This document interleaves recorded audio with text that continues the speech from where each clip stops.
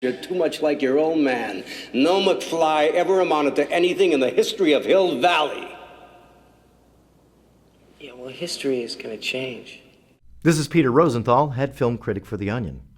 In today's Cinema Classics segment, I'll revisit Back to the Future, Robert Zemeckis' tale of an enterprising teenager named Marty McFly who must journey back in time to help his family climb into a higher socioeconomic bracket in a subtle yet powerful critique of Reaganomics in the 1980s.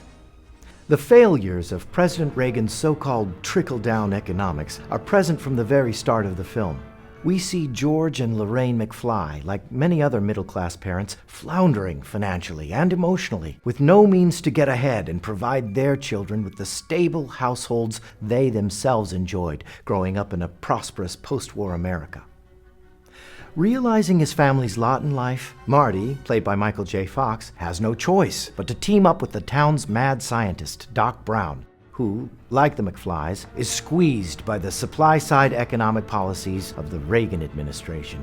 The fact that Doc must go so far as to steal plutonium from a rogue Libyan terrorist group to time travel to an era with greater upward mobility serves as a sobering reminder of just how hard he's been hit economically. After Marty travels back to 1955, the true costs of deregulation and a shrunken federal government come into clear focus as our protagonist begins to see his family vanish right before his eyes.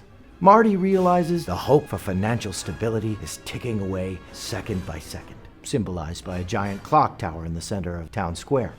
When Marty makes it back to the present day, he discovers his family now has a solid upper middle class existence made possible by his interventions in the past.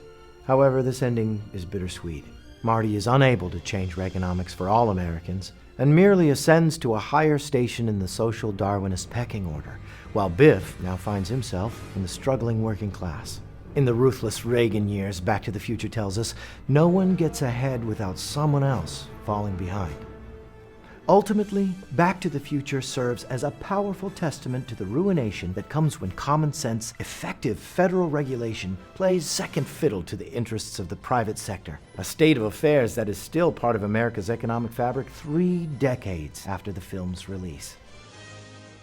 For The Onion's Film Standard, I'm Peter Rosenthal.